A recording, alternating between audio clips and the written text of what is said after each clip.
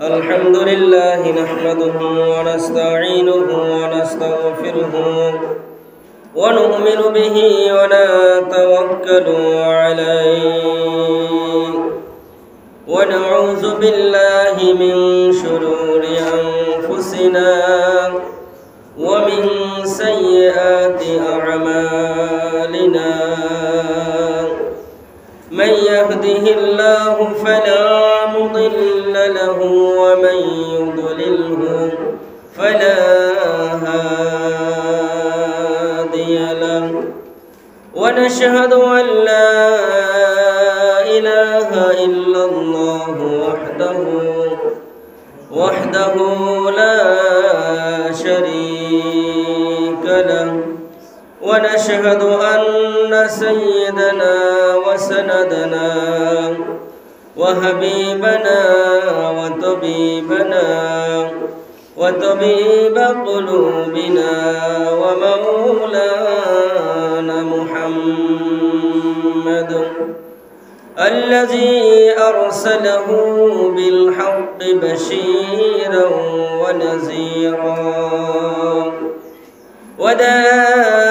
وداعيا إلى الله بإذنه وسراجا وقمرا منيرا فقد قال الله تعالى في كلامه المجيد وفي فرقانه الحميد أعوذ بالله من الشيطان الرجيم بسم الله الرحمن الرحيم يا أيها الذين آمنوا إذا نودي للصلاة من يوم الجمعة فاسعوا إلى ذكر الله وذروا البيع ذلكم خير لكم إن كنتم تعلمون إن الله وملائكته يصلون على النبي يا أيها الذين آمنوا صلوا عليه وسلموا تسليما اللهم صل على سيدنا مولانا محمد وعلى آله سيدنا مولانا محمد اللهم صل على سيدنا مولانا محمد وعلى آله سيدنا محمد अरशेर निसे सेजदाए पड़े कदबेन नबीजी जरे जार माफ करिया दाओ गो अल्लाह उम्मत आमार गुनाहगार अल्लाहुम्मा सल्ली अला सय्यिदिना मौलाना मुहम्मद वअला आलिहि सय्यिदिना मौलाना मुहम्मद अल्लाहुम्मा سيدنا مولانا محمد وعلى آل سيدنا مولانا محمد بلغ العلا بكماله كشف الدجى بزمانه حسنت جميع خصاله صلوا عليه وآله بلغ العلا بكماله كشف الدجى بزمانه حسنت جميع خصاله صلوا عليه وآله لا إله إلا الله لا إله إلا الله لا إله إلا الله لا إله إلا الله لا إله إلا الله لا إله إلا الله لا إله إلا الله محمد رسول الله صلى الله عليه وسلم الحمد لله মহান আল্লাহ রাব্বুল আলামিনের দরবারে লাখ কোটি শুকর ও সুজুদ যে আল্লাহ তাআলা রবিউল সানি মাসের প্রথম জুমায় আল্লাহ রাব্বুল আলামিন আমাদের মতো নালায়েক নাকান্দার গুনাহগার বান্দাদেরকে যাচাই করে বাছাই করে তারই ঘর মসজিদে জুমার নামাজ আদায় করার জন্য একত্রিত করেছেন। এই জন্য আমরা সেই মহান মনিবের দরবারে ইলাহিতে সবাই আওয়াজ দিয়া সমস্যারে উচ্চ কণ্ঠে শুকরিয়া আদায় করি। সবাই বলি আলহামদুলিল্লাহ আলহামদুলিল্লাহ। লাখ কোটি দরুদ ও সালাম মানবতার মুক্তির ওসিলা মুহাম্মদুর রাসূলুল্লাহ সাল্লাল্লাহু আলাইহি ওয়াসাল্লামের উপর আল্লাহ সুবহান মেহেরবান আমাদের সালাম নবীজির রওজা মোবারকে পৌঁছায় দিন, বলেন আমিন। সম্মানিত হাজিরিন, পবিত্র জুমার দিন এবং আমাদের আজকের আলোচনার বিষয় হচ্ছে জুমার নামাজ এবং উহার আদবসমূহ। রব্বুল আলামিন কুরআনুল কারীমে সূরা জুমার মধ্যে আল্লাহ তাআলা ইরশাদ করেছেন, ইয়া আইয়ুহাল্লাযীনা আমানু ইযা নুদিয়া লিস-সালাতি মিন ইয়াউমিল জুমআ ফাসআউ ইলা যিকরিল্লাহ ওয়াজারুল বাঈদ যালিকুম খায়রুল লাকুম ইন কুনতুম তা'লামুন। আল্লাহ তাআলা এই পবিত্র জুমার নামাজ সম্পর্কে আলোচনা করতে গিয়ে কুরআনুল কারীমে আল্লাহ তাআলা সূরা জুমার মধ্যে আলোচনা করছেন, ইয়া আইয়ুহাল্লাযীনা আমানু। আল্লাহ তাআলা ইচ্ছা করলে দুনিয়ার মানুষদেরকে অন্য কোনো নামেও ডাকতে পারতেন। আল্লাহ তাআলা ইচ্ছা করলে তার বান্দাদেরকে ইয়া আইয়ুহাল্লাযীনা আমানু না বলে ইয়া আইয়ুহান নাস বলতে পারতেন। ইয়া আইয়ুহাল্লাযীনা আমানু অর্থ হলো হে বিশ্বাসীরা, হে ঈমানদারেরা। আর ইয়া আইয়ুহান নাস অর্থ হলো হে মানুষেরা। হে মানুষেরা বললে এখানে মুসলমান, হিন্দু, বৌদ্ধ, খ্রিস্টান, ইহুদি, নাসারা যত জাতি আছে সব এখানে ডাকা হতো, কিন্তু আল্লাহ তাআলা নির্দিষ্ট করে একটা জাতিকে ডাক দিয়েছেন। তারা যারা আল্লাহ তাআলার ঘর মসজিদে জুমার নামাজ পড়ার জন্য আসবে, আল্লাহ তাআলা তাদেরকে ডাক দিয়েছেন, ইয়া আইয়ুহাল্লাযীনা আমানু, তোমরা যারা আমার ঘর মসজিদে জুমার নামাজ আদায় করার জন্য আসতেছো বা আসবা, আমি আল্লাহ তোমাদেরকে ঈমানদার বলে ডাক দিলাম। সুবহানাল্লাহ। আল্লাহ ইচ্ছা করলে অন্য নামে ডাকতে পারতো না? আল্লাহ তাআলা তো বলতে পারতেন, ইয়া আইয়ুহান নাস, হে দুনিয়ার মানুষেরা। ইয়া আইয়ুহাল কাফিরুন, হে কাফেরেরা। ইয়া আইয়ুহাল মুনাফিকুন, হে মুনাফিকেরা। আল্লাহ তাআলা বলতে পারতো কিনা? পারতো না। আল্লাহ তাআলা ডাক দিয়েছেন, ইয়া আইয়ুহাল্লাযীনা আমানু, ওহে তোমরা যারা ঈমানের দাবি করো, যারা ঈমানদার, তারাই তো আল্লাহর ঘরে আসে। জি, ঈমান যাদের নাই এরা আল্লাহর ঘরে কি আসবো? বলেন আসবো না। তাহলে মুয়াজ্জিন আগেই ডাক দিছে, হাইয়া আলাস সালাহ, কোথায় আসো? নামাজের দিকে আসো। মুয়াজ্জিন মসজিদ থেকে কিছুক্ষণ আগে ডাক দিয়েছে, হাইয়া আলাস সালাহ, নামাজের দিকে আসো বান্দা, নামাজের দিকে আসো।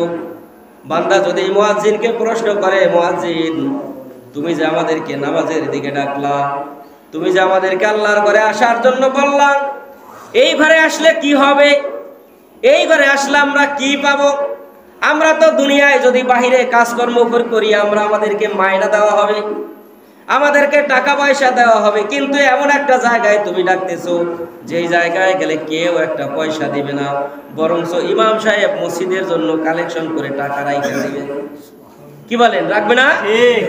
ইমাম সাহেব অথচ মসজিদে আসার পরেই বলবে, ভাই মসজিদের খরচ, কাজ চলতেছে, এই খরচ ওই খরচ, এটা নাই মসজিদে ওইটা নাই মসজিদে, ভাই কিছু দেন। সবাই আল্লাহর ঘরে দান করেন, কিন্তু এই জায়গায় আসলে খরচ। তারপরেও তো আল্লাহর বান্দারা আসে যে কিসের আশায়? এর পরের বাক্যেই মুয়াজ্জিন ডাক দিয়া বলে, হাইয়া আলাল ফালাহ, ও আল্লাহর বান্দারা আমি তোমাদেরকে আগে ডাক দিয়েছি নামাজের জন্য আসো। তোমরা যদি নামাজে আসো খরচপাতি দাও, তোমরা যদি এই ঘরে যদি তোমরা ব্যয় করো, আল্লাহ রাব্বুল আলামিন পরকালে তোমাদেরকে জান্নাতের মধ্যে শান্তির ব্যবস্থা করে দিবে। সুবহানাল্লাহ। কিসের ব্যবস্থা আছে? শান্তির ব্যবস্থা। কবর থেকে, মৃত্যু থেকে শুরু করে একদম হাসর নাসর শেষ হওয়া, বিচার ফয়সালা হওয়া পর্যন্ত আল্লাহ রাব্বুল আলামিন কবরে শান্তি দিবেন, মিজানে শান্তি দিবেন, সিরাতে শান্তি দিবেন, হাসরে শান্তি দিবেন, সর্বশেষ শান্তির জায়গা আল্লাহ জান্নাত দান করে দিবে। সুবহানাল্লাহ। এই নামাজ ছাড়া একটা জায়গায়ও শান্তি নাই। না আপনার ঘরে শান্তি আছে, না আপনার বাহিরে শান্তি আছে, কোথাও কিন্তু কোনো শান্তি। আল্লাহ বলেন যে আমার নামাজ যারা পড়বে না তাদের ঘরেও শান্তি আমি রাখবো না, তাদের বাহিরেও আমি আল্লাহ তাদের জীবনেও কোনো শান্তি রাখবো না। কার কথা? আল্লাহ। আল্লাহ বলছেন যে আমার নামাজ যদি তোমরা না আদায় করো, হুকুম আদায় না করো, আমি তোমাদের ঘরেও শান্তি রাখবো না, বাহিরেও কোনো শান্তি রাখবো না। কার কথা? আল্লাহ। আল্লাহর কথা। এজন্য আল্লাহ রাব্বুল আলামিন কুরআনুল কারীমে সূরা জুমার মধ্যে বলতেছেন, ইয়া আইয়ুহাল্লাযীনা আমানু, হে দুনিয়ার ঈমানদারেরা, যারা আমার মসজিদে আসে তারা কি? ঈমানদার। আল্লাহ বলতেছেন যারা আমার জুমার নামাজ পড়ার জন্য আসে, আমার যারা নামাজ আদায় করার জন্য আসে, আল্লাহ বলতেছেন তারা হলো ঈমানদার। কি দার? তারা হলো ঈমানদার। আল্লাহ রাব্বুল আলামিন বলছেন, ওয়ালাকাদ কাররামনা বানি আদম, আমি আল্লাহ বনি আদমকে সম্মান ইজ্জত দিয়া দুনিয়ায় পাঠাইছি। সুবহানাল্লাহ। আমরা কি বনি আদম না? আমরা কি বনি আদম না? কি কারণ অস্বীকার করার কিছু আছে? আমরা কি বনি ঈসা বলবো না? আমরা কি বনি নূহ বলবো কিনা? আমরা কি বলবো? আমাদের আদি পিতা হলো হযরত আদম আলাইহিস সালাতু ওয়াস সালাম। আল্লাহ বলেছেন, এই জন্য কোরআনুল কারীমে আল্লাহ বলতেছেন, ওয়ালাকাদ কাররামনা বানি আদম, আমি আল্লাহ বনি আদমকে সম্মান ইজ্জত দিয়া দুনিয়ায় পাঠাইছি। সুবহানাল্লাহ। এই সম্মানের কারণে আল্লাহ রাব্বুল আলামিন কোরআনুল কারীমে ঈমানদারদেরকে, নামাজীদেরকে আল্লাহ রাব্বুল আলামিন ডাক দিয়েছেন, ইয়া আইয়ুহাল্লাযীনা আমানু। কি বলে? আমানু। তোমরা যারা ঈমানের দাবি করো, ঈমান যারা দুনিয়ায় তোমাদের জীবনে যারা ঈমানকে লালন করো, পালন করো, আমি আল্লাহ তোমাদেরকেই ডাকতেছি। ইজা নুদিয়া লিস-সালাহ, যখন তোমাদেরকে নামাজের দিকে ডাকা হয়। কিসের দিকে? আল্লাহ বলতেছেন, ইজা, যখন নুদিয়া ডাকা হয়, আহ্বান করা হয়, ইলাস সালাহ, নামাজের দিকে যখন তোমাদেরকে ডাকা হয়, ইলা নুদিয়া লিস-সালাহ মিন ইয়াউমিল জুমআ, কোন দিন? জুমার দিনে যখন মুয়াজ্জিন সোয়া 12টা থেকে শুরু করে 12:30 পর্যন্ত যখন আযান দেয়া তোমাদেরকে ডাকা শুরু করে, তখন দুনিয়ার যত কাজকর্ম আছে, দুনিয়ার যত ভেজাল আছে, সবগুলাইকে ফালাইয়া, ব্যবসা বাণিজ্য কাজকর্ম ফালাইয়া, ইলা নুদিয়া লিস-সালাতি মিন ইয়াউমিল জুমআ, তোমরা আল্লাহ রাব্বুল আলামিনের জুমার নামাজের দিকে দৌড়াও। সুবহানাল্লাহ। কি করতে কইছে? দৌড়াই আসতে বলছেন, আস্তে আস্তে না। কিন্তু আল্লাহ দৌড়াই আসতে বললেন কেন? এখানেও আল্লাহ রাব্বুল আলামিনের একটা কৌশল কাজ করতেছে। তার মানে বোঝা যায় এই নামাজটার গুরুত্ব, কম না বেশি? বেশি। যেই জিনিসের যত গুরুত্ব ওই জিনিসের জন্য মানুষ তত লাফায়া পড়ে। ঠিক। কি কোন? এখন অভিযান আজকেই শেষ। এর আগে কিন্তু মানুষ নদীর পারে বাড়ি চালান দিয়েও খুঁজে পাওয়া যাইতো না অভিযান ছাড়া, একান্ত কাজ ছাড়া কেউ নদী পার যাইতো না। কিন্তু এখন অভিযানের কারণে ইলিশ মাছ সস্তায় কিনা যায়, এই জন্য নদীর পারে হাজার হাজার মানুষ ইলিশ মাছ কেনার জন্য দাঁড়ায় থাকে। কি বলেন? থাকে। আবার পুলিশ দৌড়ায়, তারপরও ইলিশ মাছ কেনা থেকে একটুও ফিরে না। তার মানে ইলিশ মাছটা এখন কম দামে পাওয়া যায়, বিবি বাল বাচ্চা আত্মীয় স্বজন নিয়ে আরাম করে কম দামে কিনে খাওয়া যাবে। এখন যেইটা কম দামে কিনা যায়, অভিযানের পর আগামীকাল সেই দামে কি পাওয়া যাবে না। যেমন যেই জিনিসটার যত গুরুত্ব ওই জিনিসটার প্রতি মানুষের আকর্ষণ কম না বেশি?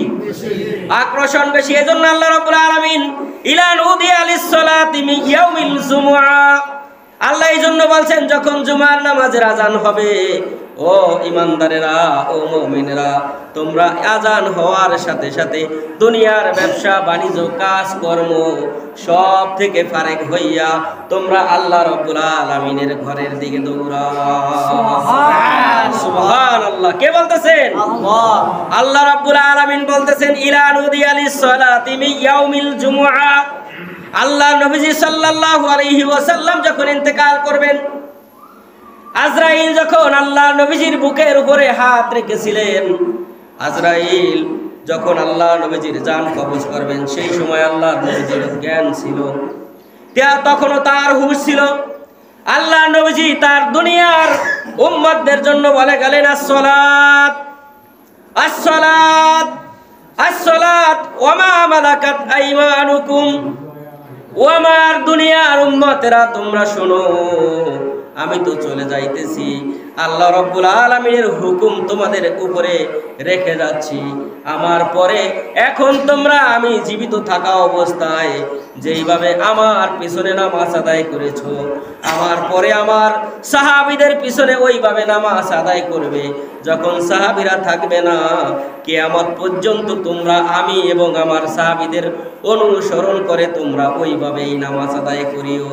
সুবহানাল্লাহ। এই জন্য আল্লাহ নবীজির জীবনের শেষ বাক্য ছিল আসসালাত আসসালাত আসসালাত ওয়া মা মালাকাত আইমানুকুম। ও আমার উম্মতেরা, নামাজ নামাজ নামাজ, জীবনেও নামাজ ছেড়ে দিও না। মৃত্যুর সময় আমার নবীজি তার স্ত্রীদেরকে ডাকলেন না, কলিজার টুকরা ইমাম হাসান হুসাইনকে ডাকেন নাই, কলিজার টুকরা মা ফাতেমাকে ডাকেন নাই, আত্মীয় স্বজনদেরকে ডাকেন নাই, শুধু একটা বাক্য বলে গেছেন আসসালাত। আল্লাহ নবীজি কি তার নাতিদেরকে কম ভালোবাসতেন? তার মেয়ে ফাতেমাকে কম ভালোবাসতেন? সাহাবীদের জন্য কি তার মায়া কম ছিল কিনা? একটু কম ছিল না। যে ইমাম হোসেন রাদিয়াল্লাহু তাআলা আনহু, আল্লাহ নবীজি যখন নামাজ পড়তেন, ছোট্ট ইমাম হোসেন আল্লাহ নবীজির পিঠের উপর চড়ে বলতো, এই ঘোড়া চল, এই ঘোড়া চল। আল্লাহ নবীজি সেজদা অবস্থায় ছিল, আল্লাহ নবীজির মাথা উঠানোর সময় হয়ে গেছে। আল্লাহ রাব্বুল আলামিন জিবরাইল আমিনকে পাঠিয়ে দিলেন, জিবরাইল যাও, আমার হোসেন রাদিয়াল্লাহু তাআলা আনহুর যতক্ষণ পর্যন্ত তৃপ্তি না হয় ঘোড়া চালাইয়া, ততক্ষণ পর্যন্ত যেন আমার নবীজি সেজদা থেকে মাথা না উঠায়। সুবহানাল্লাহ। ইমাম হোসেন রাদিয়াল্লাহু তাআলা আনহু আল্লাহ নবীজির পিঠের উপরে বসা, আর বলতেছেন আল্লাহ নবীজিকে ঘোড়া বানাইয়া।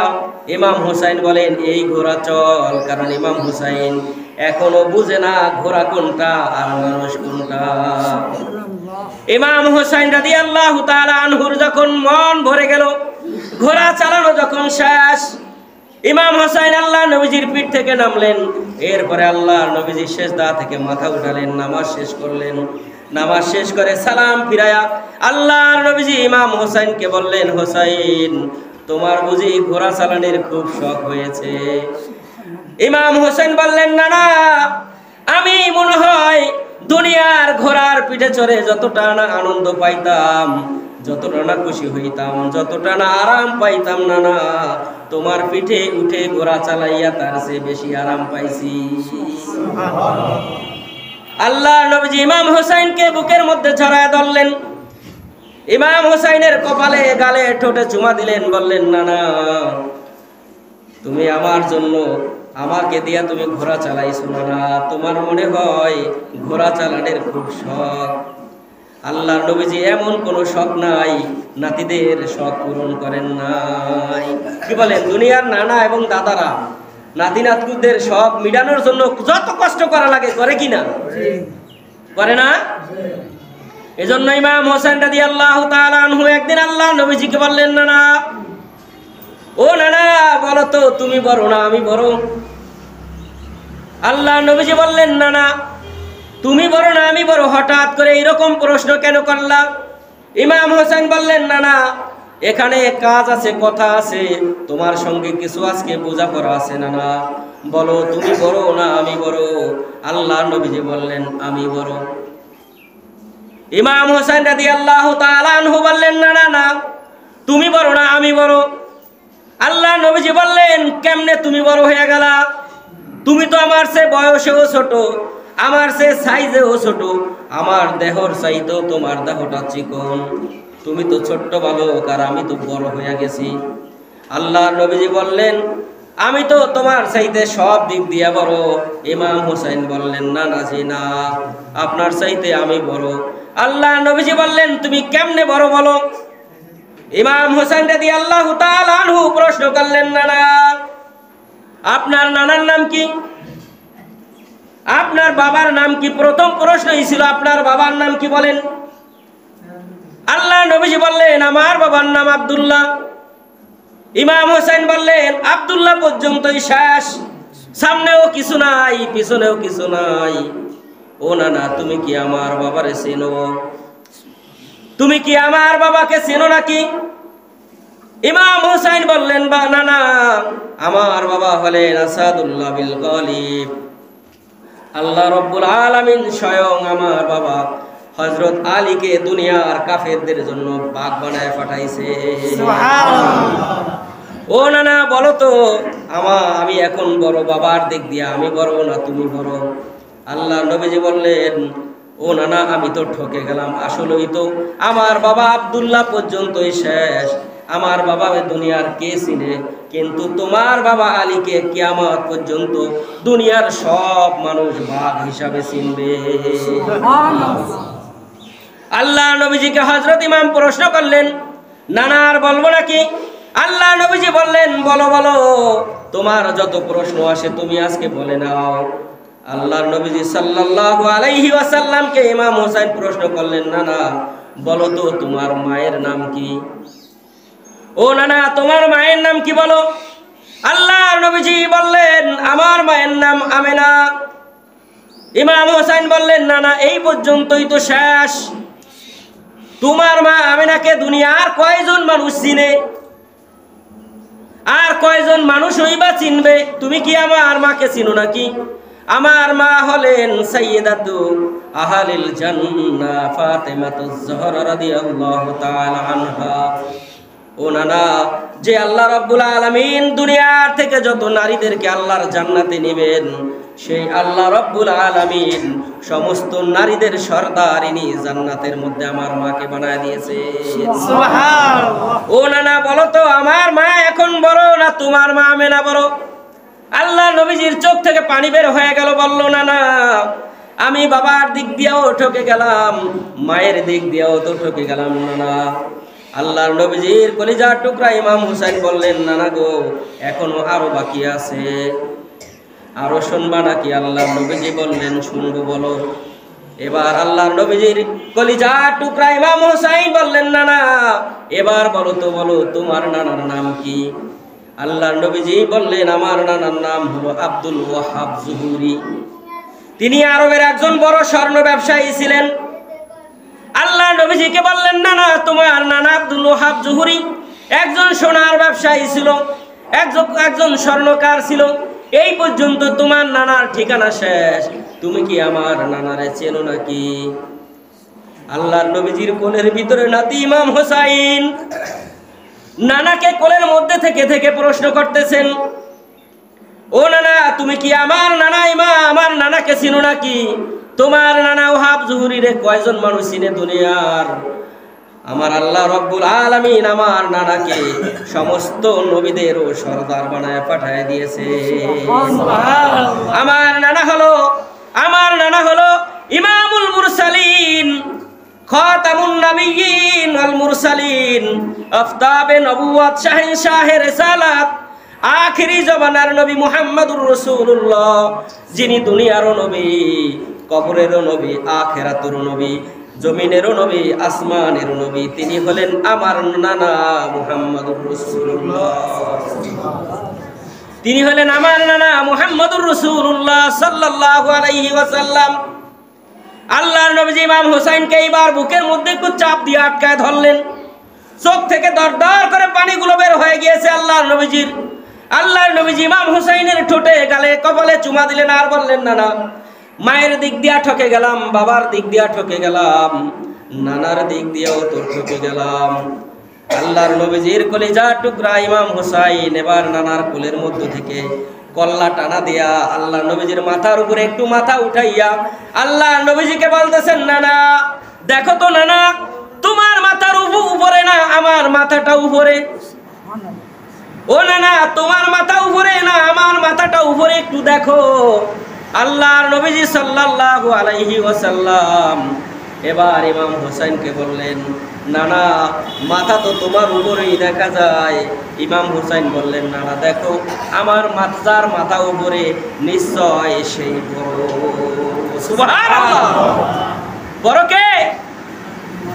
আসলে কি ইমাম হোসেন বড় না আমার নবীজি বড়? নবীজি বড়। কিন্তু কার্যকলাপে বোঝা যায় যা প্রশ্ন করা হয়েছে তাতে আল্লাহ নবীজি কি ঠকে গেছেন না? এ ছিল নানা এবং নাতির সম্পর্ক। আমরাও তো যারা নানা দাদা হয়ে গিয়েছি, আমরাও তো আমাদের নানা নাতি নাতকুরের জন্য কত না কিছু করি কিনা? সেই নবীজি সাল্লাল্লাহু আলাইহি ওয়াসাল্লাম ইন্তেকালের সময় বললেন, আসসালাত আসসালাত আসসালাত ওয়া মা মালাকাত আইমানুকুম, ও আমার উম্মতেরা, নামাজ নামাজ নামাজ, জীবনেও নামাজ ছেড়ে দিও না। এজন্য আল্লাহ রাব্বুল আলামিন কোরআনুল কারীমে বলেন, ইয়া আইয়ুহাল্লাযীনা আমানু ইযা নুদিয়া লিস-সালাতি মিন ইয়াউমিল জুমআহ ফাসআউ ইলা যিকরিল্লাহ ওয়া যারুল বাঈদ যালিকুম খায়রুল লাকুম ইন কুনতুম তা'লামুন। কার কথা? আল্লাহ। সে আল্লাহ রাব্বুল আলামিন বলেন, যখন আমার জুমার আজান হয়ে যায়, ও আমার ইমানদার বান্দারা শোনো, তোমরা দুনিয়ার কাজকর্ম ফেলে রেখে, দুনিয়ার কর্মব্যস্ততা ফেলে রেখে, ছেড়ে ফেলে দিয়া ব্যবসা বাণিজ্য বন্ধ করে আমি আল্লাহ রাব্বুল আলামিনের জুমার নামাজের দিকে তোমরা দৌড়াও। সুবহানাল্লাহ। এই জুমার নামাজে আসলে কি হবে? আল্লাহ রাব্বুল আলামিন বলছেন, যালিকুম খায়রুল লাকুম ইন কুনতুম তা'লামুন। যদি তোমরা এই নামাজের দিকে আসো আর নামাজ আদায় করো, আমি আল্লাহ তোমাদেরকে বরকত নামক খয়ের দিয়ে আমি আল্লাহ তোমাদেরকে ভরপুর করে দিব। সুবহানাল্লাহ। কার কথা? আল্লাহ। সেই আল্লাহ রাব্বুল আলামিন বলতেছেন, এই নামাজের দিকে আসার জন্য আজ আমরা নামধারী মুসলমান, গোস্ত খাওয়ান না মুসলমান, গরু খাওয়ান না মুসলমান, কিন্তু নামাজের কথা বললে মসজিদে খুঁজে পাওয়া যায় না মুসল্লি। ইমাম সাহেব দাঁড়ায় থাকে সূর্য ওঠা পর্যন্ত, প্রায় ফজরের নামাজে জামাত করার জন্য লোক খুঁজে পাওয়া যায় না। কি বলেন, পাওয়া যায়? খুঁজে পাওয়া যায় না। আর আমরা নাম দেই আমরা মুসলমান।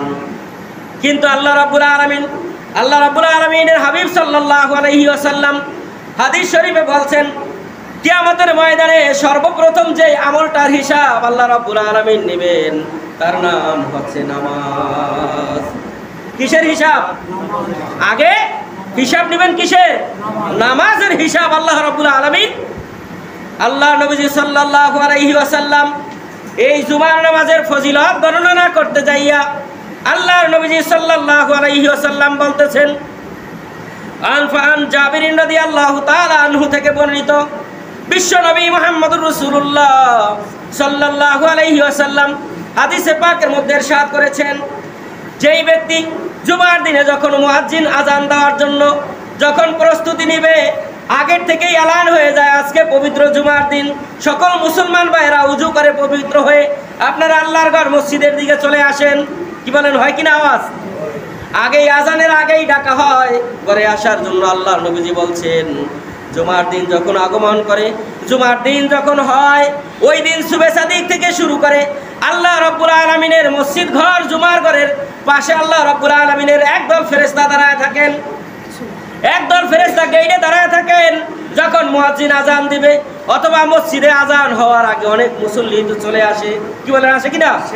জুমার দিনে যখন কোনো মুসল্লি, কোনো নামাজি যখন উজু করে আল্লাহ রাব্বুল আলামিনের ঘর মসজিদের দিকে যখন হাঁটা শুরু করে দেয়, কোনো যানবাহনে চলে না, কোনো যানবাহন ছাড়া যখন আল্লাহর কোনো বান্দা জুমার নামাজ পড়ার জন্য যখন আল্লাহর ঘর মসজিদে চলে আসেন, আল্লাহর নবীজি বলেছেন ওই ব্যক্তির আমল নামায় আল্লাহ রাব্বুল আলামিন 1 বছর নামাজ, নফল নামাজ পড়লে যত সওয়াব হয়, 1 বছর পর্যন্ত নফল রোজা রাখলে যত সওয়াব হয়, আল্লাহ রাব্বুল আলামিন জুমার নামাজে আসার কারণে আল্লাহ তাআলা তার বান্দার আমল নামায় 1 বছরের নফল নামাজের সওয়াব এবং 1 বছরের নফল রোজার সওয়াব বান্দার আমল নামায় আল্লাহ সাথে সাথে লিখে দেয়। সুবহানাল্লাহ।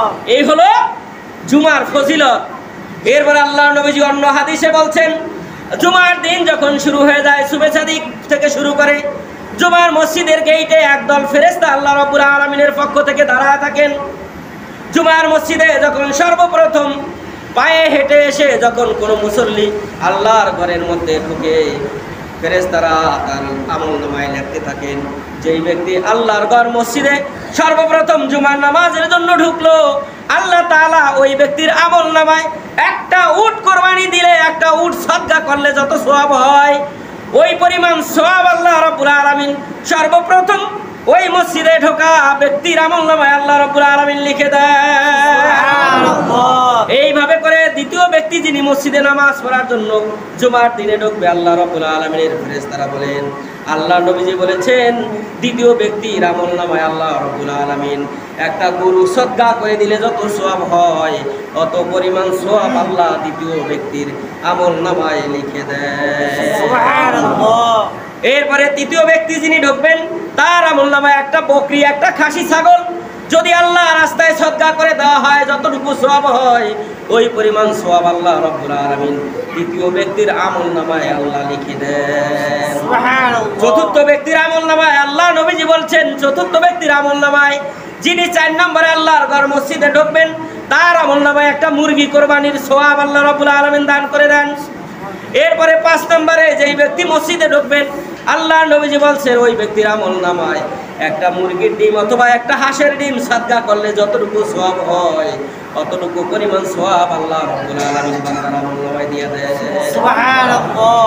এরপরে ফেরেশতারা ইমাম সাহেব যখন তার মেম্বারে বসে যখন আলোচনা শুরু করে দিবেন, খুতবা শুরু করে দিবেন, এই সময় ওই মসজিদের গেটে দাঁড়ায় থাকা ফেরেশতারা আমাদের সঙ্গে খুতবা শোনার জন্য চুপ করে বসে থাকে।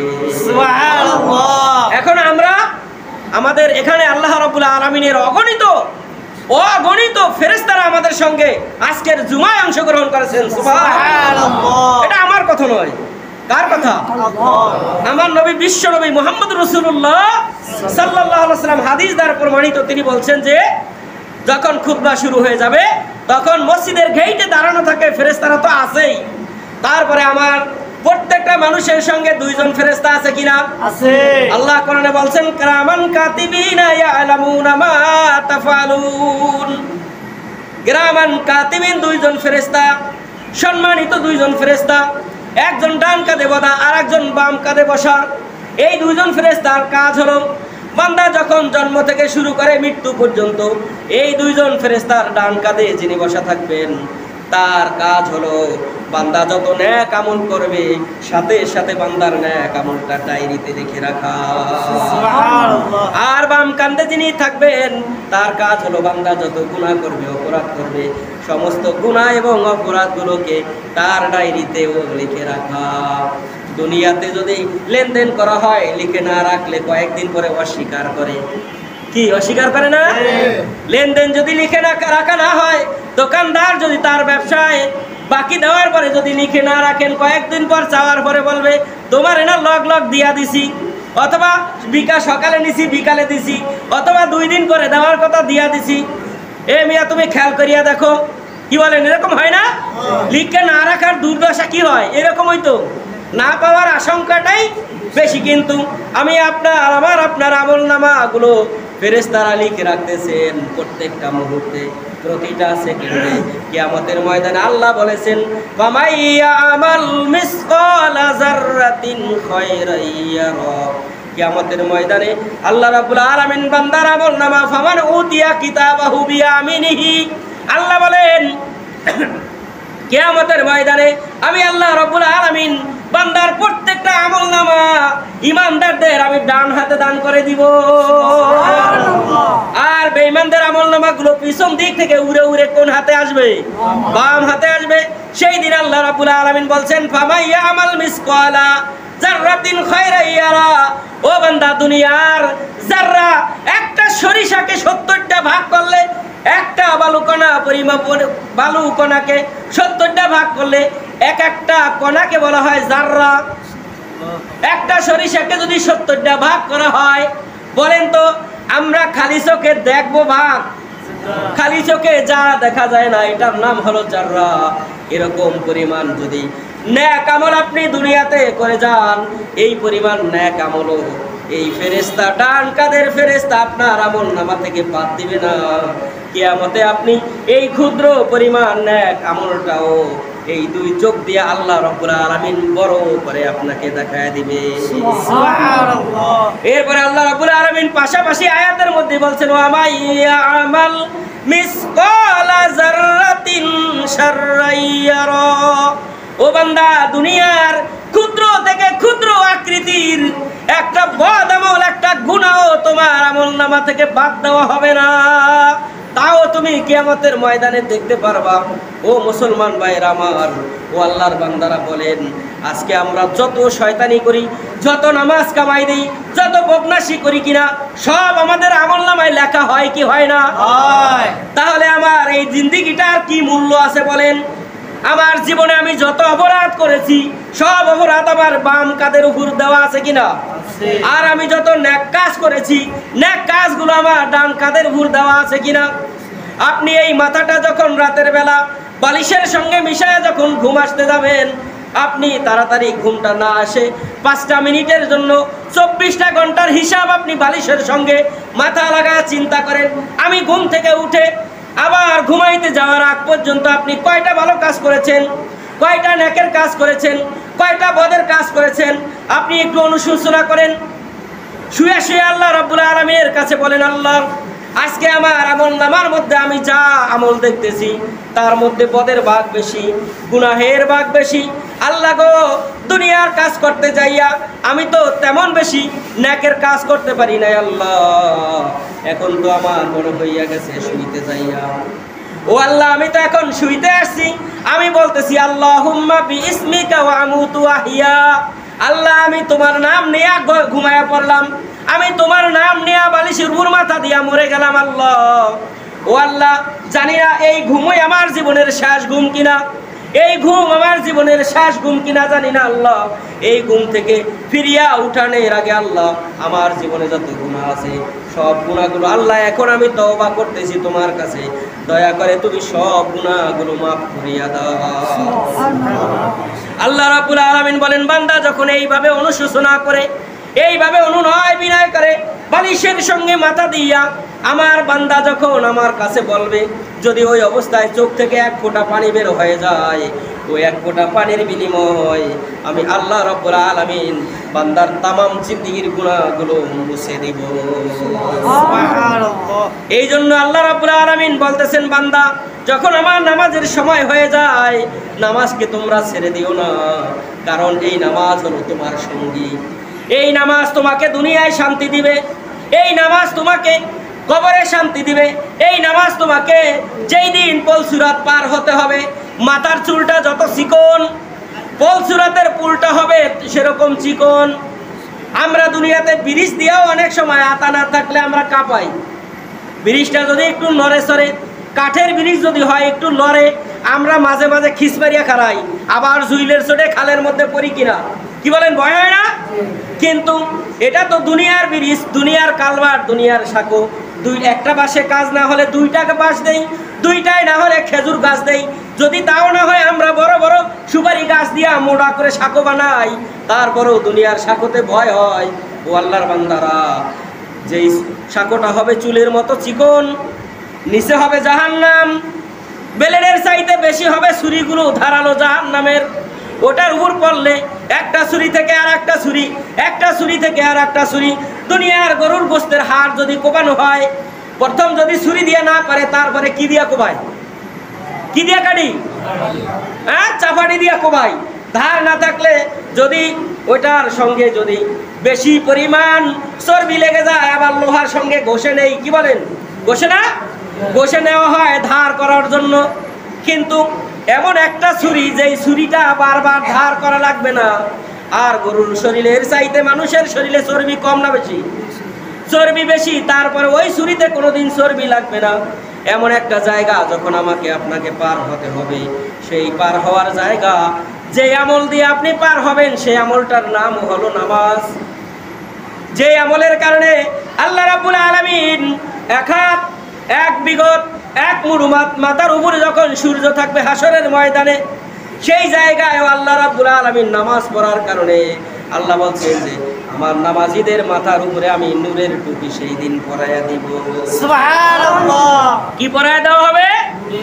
সেই দিন হাসরের ময়দানে নামাজ পড়ার কারণে আমার আল্লাহ বলেছেন আমার বান্দার মাথার উপরে আমি নূরের টুপি পরাইয়া দিব, যার কারণে হাসরের ময়দানের ওই কঠিন তাপমাত্রা আমার বান্দার কোনো শরীরে লাগতে পারবে না। সুবহানাল্লাহ। আর একজন শুধু সারা হাসরের মাঠ দৌড়াবে আর তার উম্মতদেরকে পানি পান করাবে। আল্লাহ কোরআনুল কারিমে বলছেন, ইন্না আ'তাইনাকাল কাউসার, হে নবী আমি আপনাকে হাউজে কাউসারকে ওয়াক্ফ করে দিলাম। সুবহানাল্লাহ। হে নবী আমি আপনাকে হাউজে কাউসার দান করেছি, এই জন্য দুনিয়াতে পানি পান করানোর জন্য আমি আপনাকে হাউজে কাউসার দেই নাই। আপনার উম্মতরা যখন হাসরের ময়দানে বিপদে পড়ে যাবে, সেই দিন আপনি হাসরের ময়দানে দৌড়ায়া দৌড়ায়া আপনার উম্মতদেরকে আপনি হাউজে কাউসারের পানি পান করায় দিবে। সুবহানাল্লাহ। আল্লাহ নবীজি বলেছেন আমার উম্মত সেই দিন হাসরের ময়দানে যেই দিন পানির জন্য হাহাকার করবে, সেই দিন আমি নবীজি আমার উম্মতদেরকে নিজ হাতে গ্লাসে ভরে ভরে আমার উম্মতদেরকে হাউজে কাউসারে পানি পান করাবো। সুবহানাল্লাহ। আর একবার যে আমার হাতে আল্লাহর হাউজে কাউসারের পানি পান করবে, ৭০,০০০ বছরের মধ্যে আর কোনোদিন পানি তৃষ্ণায় ধরবে না। সুবহানাল্লাহ। সুবহানাল্লাহ। ৭০,০০০ বছরের মধ্যে আর কোনোদিন তার পানি তৃষ্ণায় ধরবে না। কি পানি খাওয়াবেন আল্লাহ? সেই ময়দানে যদি রেহাই পাইতে হয়, সেই ময়দানের তাপ থেকে যদি বাঁচতে হয়, তাহলেও নামাজ ছাড়া কোনো উপায় আছে? আল্লাহ রাব্বুল আলামিন বলেন এখানেই শেষ নয় রে বান্দা। যখন মিজানের পাল্লাটা তোমার সামনে দাঁড় করিয়ে দেওয়া হবে, তোমার নেক আমল বাদ আমলটা যখন তোমার সামনে ওজন করা হবে, আল্লাহ নবীজি বলেছেন ৩টা জায়গায় আমি নবীজি এক মুহূর্তের জন্য কোথাও দাঁড়াবো না। ৩টা জায়গায় আমার নবীজি কোনো সময় একটা মুহূর্তের জন্য দাঁড়াবেন না। ৩টা ময়দান, ৩টা জায়গার মধ্যে আমার নবীজি সাল্লাল্লাহু আলাইহি ওয়াসাল্লাম যখন মিজানের পাল্লা যখন হবে, মিজানের পাল্লা যখন দাঁড় করানো হবে, সেই দিন আমার নবীজি পেরেশান থাকবেন, চিন্তায় থাকবেন, খুব হায় হুতাশে থাকবেন। কারণ আমার নেকের পাল্লা ওজন হয় না বদের পাল্লা ওজন হয়, এই চিন্তায় সমস্ত মানুষ যেই দিন পেরেশান থাকবেন। আমার নবীজি একবার মিজানের পাল্লার কাছে দৌড় দিবেন, আর একবার আল্লাহর রহমতের কাছে দৌড় দিবেন। এইভাবে দৌড়াদৌড়ি যখন করবেন, আমার নবীজি সাল্লাল্লাহু আলাইহি ওয়াসাল্লাম ক্লান্ত হয়ে আল্লাহর জমিনের উপরে, আল্লাহ রাব্বুল আলামিনের জমিনের উপরে হাসরের ময়দানে আল্লাহর আরশে কুরসি, আল্লাহর চেয়ারের সামনে আল্লাহ নবীজি হাসরের ময়দানে সিজদায় পড়ে যাবেন। আল্লাহ নবীজি হাসরের ময়দানে সিজদায় পড়ে কাঁদতে থাকবেন, রব্বি হাবলি উম্মতি, রব্বি হাবলি উম্মতি। কিন্তু সব নবীরা সব মানুষেরা সেই দিন বলবেন ইয়া নাফসি আল্লাহ আমারে বাঁচাও। আদম থেকে শুরু করে ঈসা নবী পর্যন্ত সমস্ত নবীরা বলবে ইয়া নাফসি। আর একজন নবী বলবেন রব্বি হাবলি উম্মতি। আল্লাহ নবী যখন সিজদায় পড়ে রব্বি হাবলি উম্মতি বলে যখন কাঁদবেন, আল্লাহ রাব্বুল আলামিনের কর্ণকুহরের মধ্যে আল্লাহ নবীজির কান্নার আওয়াজ চলে আসবে। আল্লাহ রাব্বুল আলামিন ফেরেশতাদেরকে বলবেন, ফেরেশতারা রে, আজকের এই হাসরের ময়দানে কে এত জোরে জোরে কাঁদতেছেন, এত অনুনয় বিনয় করে কে কাঁদতেছেন গো? ফেরেশতারা বলবেন আল্লাহ একজন নবী কাঁদতেছেন, শুধু তিনি তার চিন্তা করেন না, তিনি তার জানের চিন্তা করেন না, তার জীবনের কোনো মায়া তার নাই, শুধু উম্মতের জন্য কাঁদতেছেন। আমার আল্লাহ জানে কিনা কে কাঁদে? কি আওয়াজ দেন, আমার আল্লাহ জানে কিনা? আমার আল্লাহ জানে কিনা? এরপরে আল্লাহ রাব্বুল আলামিন কেন ফেরেশতাদেরকে জিজ্ঞাসা করলেন কে কাঁদতেছে আমার হাসরের ময়দানে? আমার আল্লাহ কি দেখে না? আমার আল্লাহ ফেরেশতাদের দ্বারা জিজ্ঞাসা করতে চান। আল্লাহ বলেন ফেরেশতারা রে কে কান্দে দেখে আসো। ফেরেশতারা যায় দেখবেন আল্লাহ নবীজি সিজদার মধ্যে মাকামে মাহমুদের সিজদায় পড়ে আল্লাহ নবীজি কাঁদতেছেন। আল্লাহ রাব্বুল আলামিনের কাছে ফেরেশতারা চলে আসবেন, বলবেন আল্লাহ আখিরি জামানার নবী মুহাম্মদুর রাসূলুল্লাহ সাল্লাল্লাহু আলাইহি ওয়াসাল্লাম আপনার মাকামে মাহমুদে সিজদায় পড়ে কাঁদতেছেন। ফেরেশতাদেরকে আল্লাহ রাব্বুল আলামিন বলবেন আমার নবীজিকে মাথা উঠাইতে বলো। ফেরেশতারা যা বলবেন হে রাসূল আপনাকে আল্লাহ মাথা উঠাতে বলছেন, কিন্তু আল্লাহ নবীজি মাথা উঠাবেন না যতক্ষণ পর্যন্ত উম্মতের ওয়াদা আল্লাহ রাব্বুল আলামিনের জবান থেকে নবীজি না শুনবে। ফেরেশতারা আয়েশা বলবেন আল্লাহ এত চেষ্টা করলাম, এত বললাম, কিন্তু তোমার নবী তো মাথা উঠায় না। আল্লাহ রাব্বুল আলামিন বলবেন ফেরেশতারা রে আমি বুঝতে পেরেছি আমার নবীজি কেন মাথা উঠায় না, কারণ মেরাজের রাত্রে যাইয়া আমার নবীজি আমার থেকে যে ওয়াদা এনেছিলেন সেই ওয়াদা আমার মুখ থেকে বাস্তবায়ন করার জন্যই আমার নবী মাথা উঠায় না। ও আমার ফেরেশতারা আমার নবীকে যাইয়া বলো আমার নবী যেন মাথা উঠায়, আর তার যাকে মন চায় যাকে মন চায় তাকে নিয়ে যেন সে আমার জান্নাতে চলে যায়। সুবহানাল্লাহ। এই ওয়াদা যখন আমার নবীজি সাল্লাল্লাহু আলাইহি সাল্লাম আল্লাহর জবান থেকে শুনছেন, এরপরে আল্লাহ নবীজি মাথা উঠাবেন। আল্লাহ নবীজি বলছেন এই ওয়াদা যতক্ষণ পর্যন্ত আমি না শুনছি ততক্ষণ পর্যন্ত আমার পেরেশানি কাটে না। এই নামাজের জন্য আমার নবীজি কত কষ্ট করেছেন উহুদের ময়দানে, নিজের দান মুবারক শহীদ হয়ে গিয়েছে। এই নামাজ কায়েম করার জন্য আমার নবীজির মাথা ফেটে এই জায়গার মধ্যে লোহার হেলমেট ঢুকে গিয়েছিল। এই নামাজ কায়েমের জন্য উহুদের ময়দানে আমার নবীজির আপন চাচা আমির হামজা সহ অনেক 70 জন সাহাবী শাহাদাত বরণ করেছিল। এই নামাজ বাস্তবায়নের জন্য বদরের প্রান্তরে আল্লাহর নবীজির সাহাবীরা শহীদ হয়েছিলেন। আজকে আমরা নবীজির উম্মত দাবি করি, কিন্তু নামাজ আমরা পড়ি না। কি পড়ি? একক তো বললে 5 ওয়াক্তের খবর নাই, এক জুমা থেকে আর এক জুমা, এক ঈদের নামাজ থেকে আর এক ঈদের নামাজ, এটা হলো আমাদের মুসল্লিদের অবস্থা। কিন্তু আল্লাহ রাব্বুল আলামিন যেই নামাজের মাধ্যমে আমাদেরকে পার পাওয়াইয়া যেই নামাজের হিসাব যদি বান্দা হাসরের ময়দানে আল্লাহকে দিতে পারে, আল্লাহ বলছেন আমার আর কোনো আমলের হিসাব লাগবে না, আমি আল্লাহ নামাজের হিসাব দিয়া তোমাদেরকে জান্নাত দিয়া দিব। সুবহানাল্লাহ। ও মুসলমান, আমরা নামাজ পড়বো কিনা? ইনশাআল্লাহ।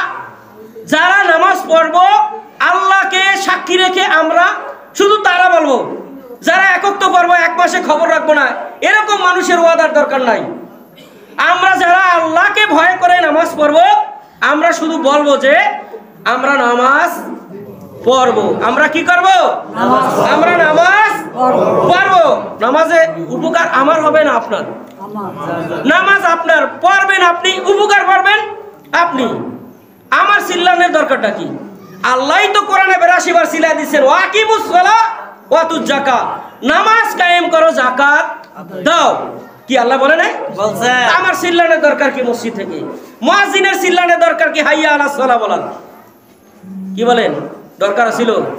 আল্লাহ আমাদেরকে নামাজ পড়ার তৌফিক দান করুক, সকলে বলেন আমিন।